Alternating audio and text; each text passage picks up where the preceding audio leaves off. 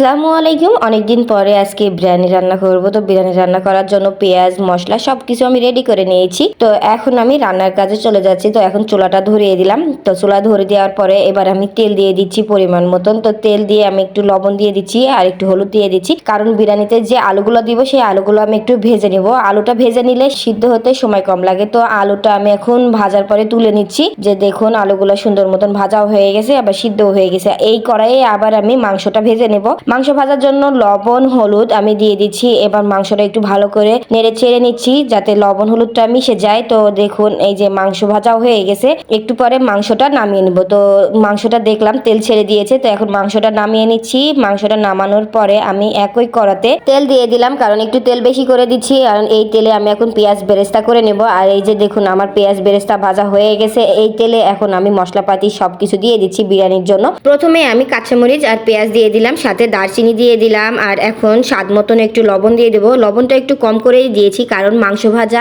আর আলু ভাজাতে লবণ দেওয়া আছে। একটু বেশি লবণ হয়ে গেলে খেতে ভালো লাগবে না, তাই অল্প করে লবণটা দিয়ে দিলাম। এখন আমি রসুন বাটা দিয়ে দিচ্ছি পরিমাণ মতন, আদা বাটা দিয়ে দিলাম। এবার দিচ্ছি এলাচ আর জিরা বাটা। তো এবার মশলাটা একটু ভালো করে ভেজে নিব, কারণ সব মশলাগুলো একটু ভাজা ভালো হলে বিরিয়ানি খেতে ভালো লাগবে। এবার আমি সামান্য হলুদ দিয়ে দিলাম, এবার শুকনো মরিচ দিয়ে দিলাম। এখন আমি সব মশলাগুলো ভালো করে কষিয়ে নিব। তো এখন মশলা কষানোর জন্য নাড়াচাড়া করে নিচ্ছি। এবার সামান্য পানি দিলাম যেন মশলাগুলো না পড়ে যায়। এবার দিব রেডি মিক্স বিরিয়ানির মশলা। তো এই বিরিয়ানির মশলা আমি এখন পরিমাণ মতন দিয়ে দিচ্ছি, যেহেতু আমি একটু পরেও দিব এই বিরিয়ানির মশলা। তো বিরিয়ানির মশলা দিয়ে একটু নাড়াচাড়া করে নিচ্ছি। দেখুন মশলাটা সুন্দর মতন কষানো হয়ে গেছে, আর আমি কড়াইটা চেঞ্জ করে নিয়েছি, একটা বড় পাতিল নিয়েছি। তো মশলা কষানোর পরে এবার আমি মাংস ভাজাগুলো দিয়ে দিলাম। তো মাংস ভাজা দিয়ে এবার আমি একটু মশলাটা ভালো করে নাড়াচাড়া করে নিচ্ছি। আর দেখুন মাংস কষানোটা কিন্তু খুব সুন্দর হয়ে গেছে। আর আগে থেকে চালগুলো আমি ধুয়ে রেখেছিলাম। তো এখন আমি চালটা দিয়ে দিলাম। এবার চালটা দিয়ে আমি একটু ভালো করে মশলার সাথে কষিয়ে নিচ্ছি।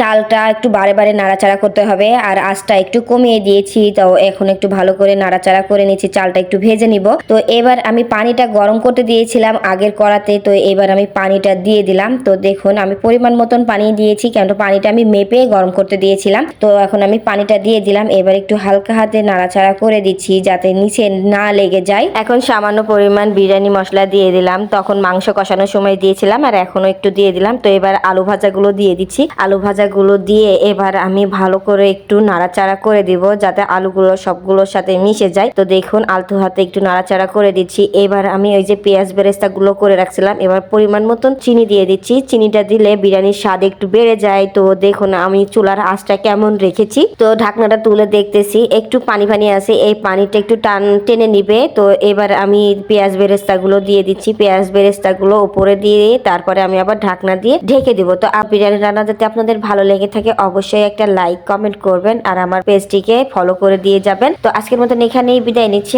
আবার দেখা হবে অন্য কোনো দিন অন্য কোনো ভিডিও নিয়ে। ততদিন সুস্থ থাকুন, ভালো থাকুন, আল্লাহ হাফেজ।